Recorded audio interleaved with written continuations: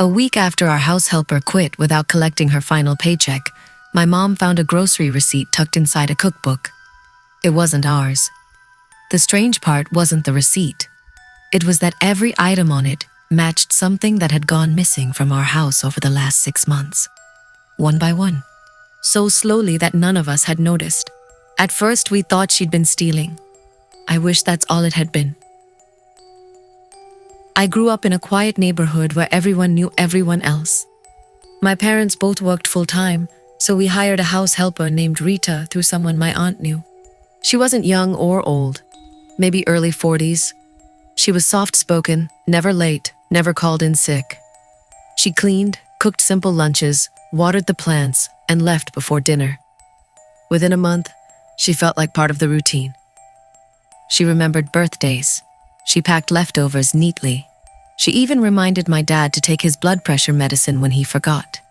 If anything, she cared too much. Looking back, that should have stood out. Around the 3rd month, tiny things started disappearing. A teaspoon, an old flashlight, one pillowcase, a single mug. My mom blamed us. You kids never put anything back. Maybe she was right.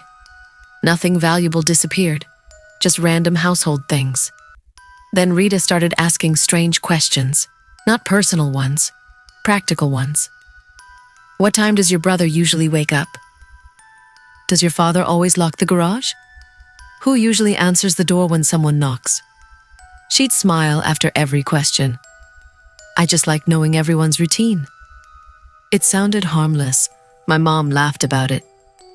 She's more organized than we are. Months passed. She became trusted enough to stay home alone if we had errands. Sometimes she'd finish early, but wait until my mom came back so she could hand over house keys personally. She said she hated leaving keys hidden outside. Responsible, reliable, perfect. One afternoon I came home early from college because my afternoon class got cancelled. The front door was unlocked. I figured Rita was still inside. The house was silent. No vacuum, no TV, no dishes. I called her name. Nothing. Then I heard something upstairs. A drawer sliding shut. I climbed quietly. Her shoes were outside my parents' bedroom. The door wasn't fully closed. I expected to find her dusting. Instead, she was standing completely still beside my parents' bed. Not cleaning, not moving, just looking around, almost like she was memorizing the room. She noticed me. "Oh," she laughed. "I was checking for dust behind the headboard." Except she wasn't anywhere near the headboard. Something about her expression changed for a split second before she smiled again. It bothered me more than I admitted. That night, I mentioned it. Mom shrugged. Maybe she got distracted. Dad didn't even look up from his laptop. She's been trustworthy for months, so I let it go. A few weeks later, Rita announced she had to leave because a relative was sick in another state. She apologized over and over. My mom even hugged her. She promised she'd come back after a few months. She never did. Life moved on. Then came the cookbook. Mom was cleaning shelves when an old grocery receipt slipped out.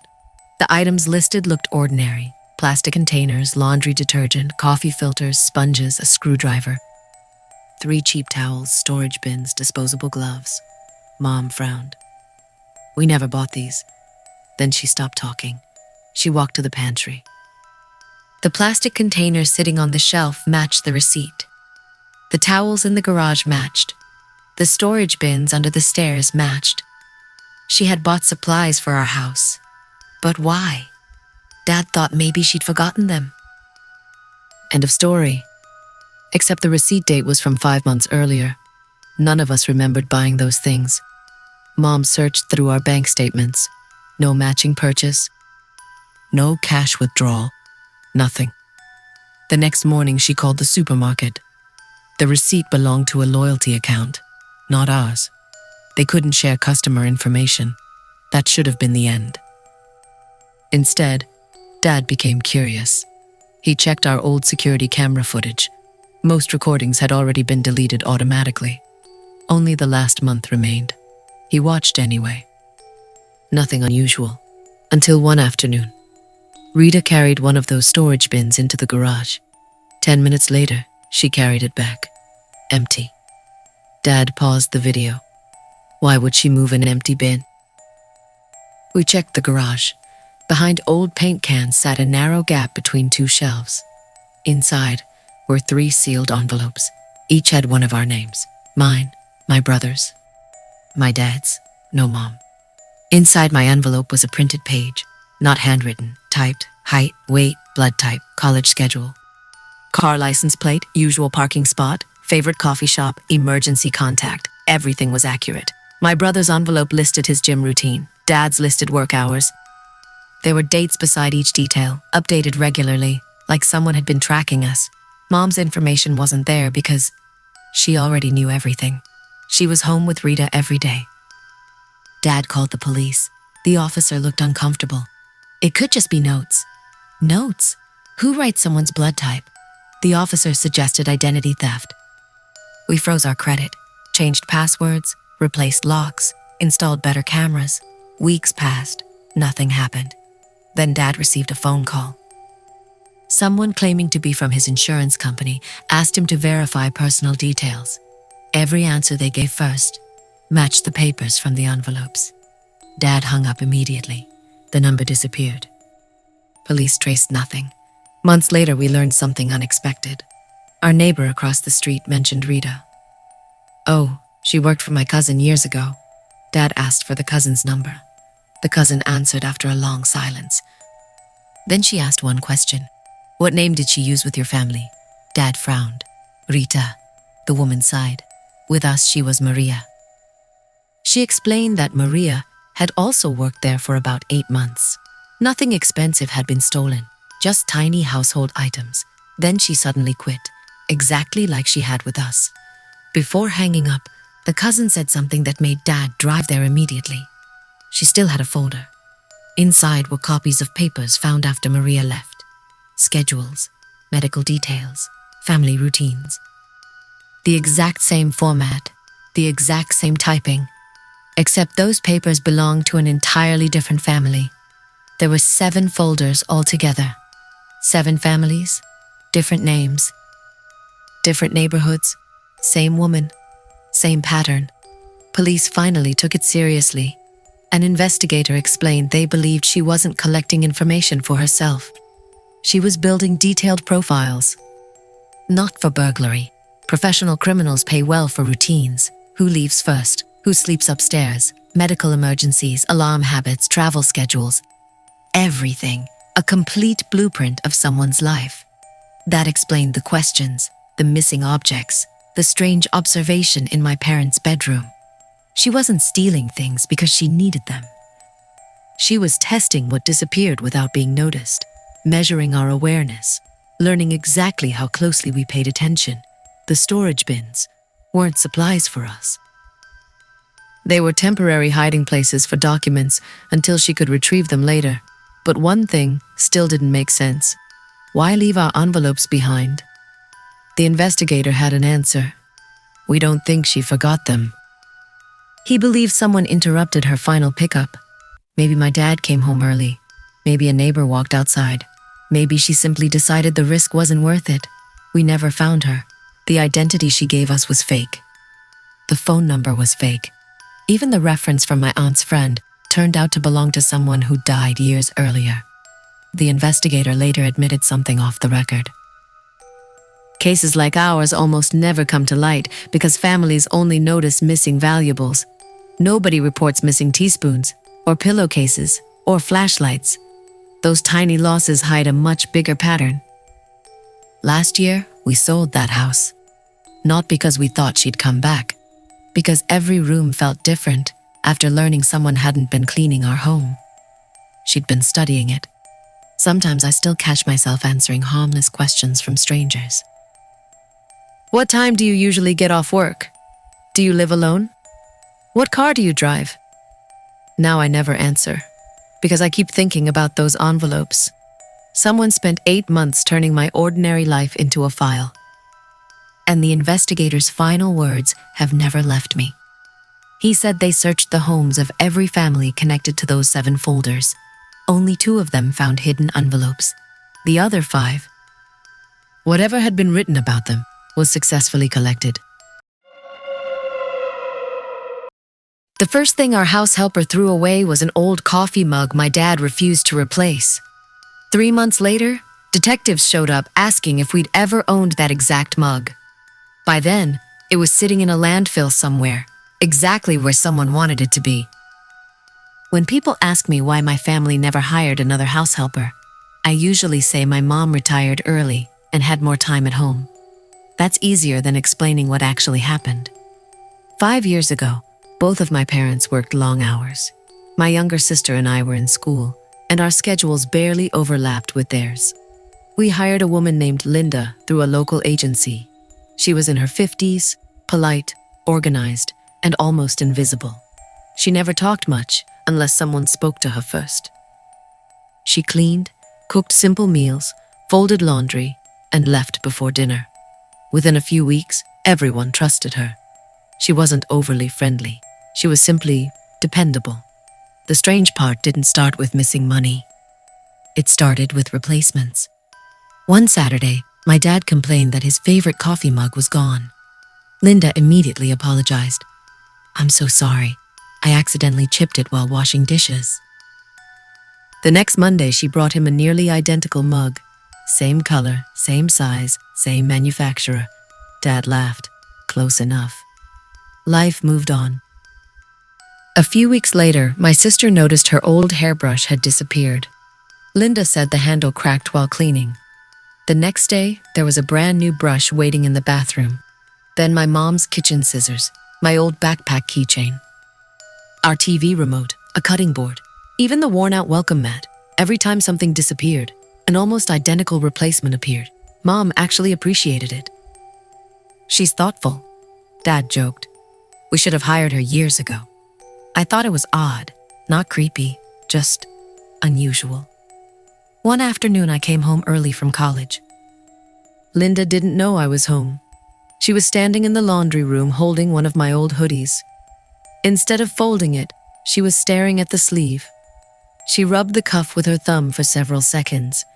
Then she placed it into a trash bag. I walked in. "What are you doing?" She looked startled. "Oh," she smiled. "The fabric is tearing." It isn't. She unfolded the hoodie. The sleeve looked perfectly fine. She laughed awkwardly. "I must have grabbed the wrong one." She put it back. I forgot about it. Until months later, small replacements kept happening. Nothing expensive. Nothing that would make anyone suspicious. Then Linda suddenly resigned. Her husband had accepted a job in another state. She hugged my mom goodbye. My parents even gave her a thank you gift. That was the last time we saw her. About 4 months later, detectives knocked on our door. Not uniformed officers, detectives. They asked if they could speak with my father privately. None of us had any idea why. The conversation lasted almost an hour. When Dad came back inside, he looked pale. Mom asked what happened. He said only one sentence. "They're investigating something from before we bought this house." Apparently, the previous owner had disappeared almost 20 years earlier. No body, no arrests, no answers. The case had recently been reopened after new forensic technology became available. Detectives believed evidence might still exist somewhere inside the home. They searched the basement, attic, garage, and backyard. Nothing. Then one detective asked a strange question.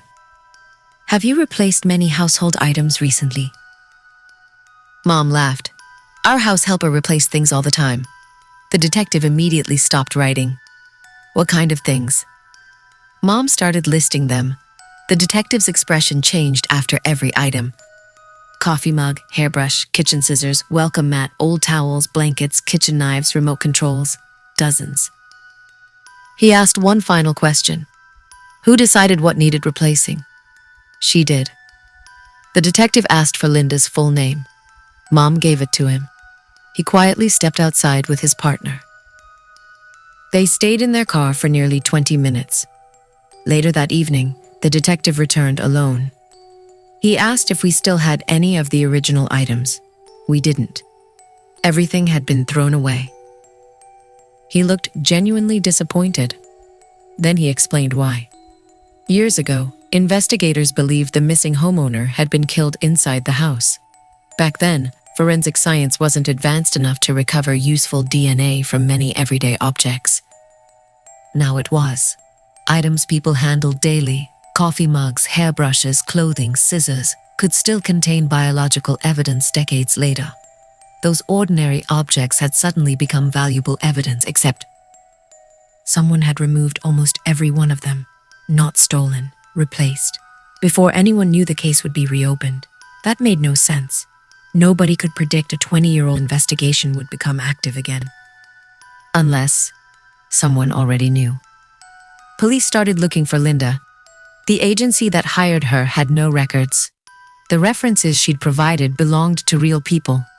Every one of them denied knowing her. Even the address on her driver's license didn't exist. She had built an identity from scratch. Months passed. Nothing happened. Then detectives called my father again. They had finally identified who she really was. Not her exact name, her relationship.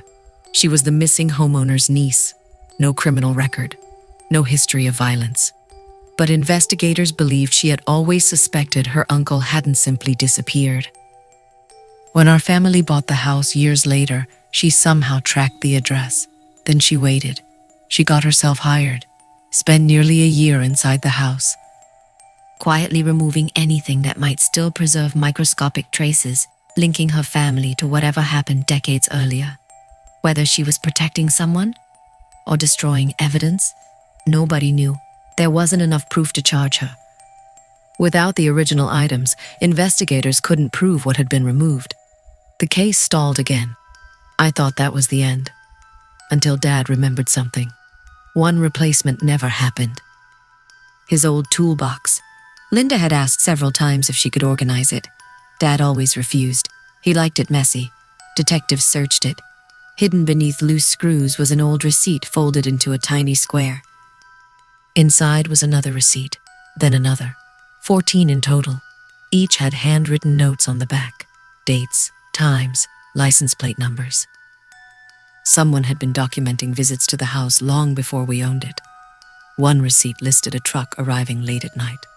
Another simply read, "Didn't leave alone." The handwriting belonged to the previous homeowner's wife. She had died years earlier. Those receipts became the strongest evidence investigators had ever found. Not because they solved the case, because they proved someone inside that family had secretly been recording suspicious events before the disappearance. If Linda had convinced my dad to replace that toolbox too, those receipts would have disappeared forever. The detectives later admitted something that still keeps me awake. They don't think Linda ever found the receipts. She searched almost every object in our house looking for old evidence. She simply overlooked one place because my dad never let her touch it. Sometimes people ask why I still keep broken things instead of replacing them. An old mug, a scratched keychain, a faded blanket. I always joke that I'm sentimental. The truth is much stranger. Every time I throw away something that's been in my house for years, I wonder whether I'm discarding something I can't see. A fingerprint, a hair, a handwritten note tucked inside. Proof that someone desperately hoped would disappear. Because I learned something terrifying from that investigation. Evidence doesn't always hide in safes. Sometimes it sits on your kitchen counter for 20 years, waiting for the wrong person to offer to replace it.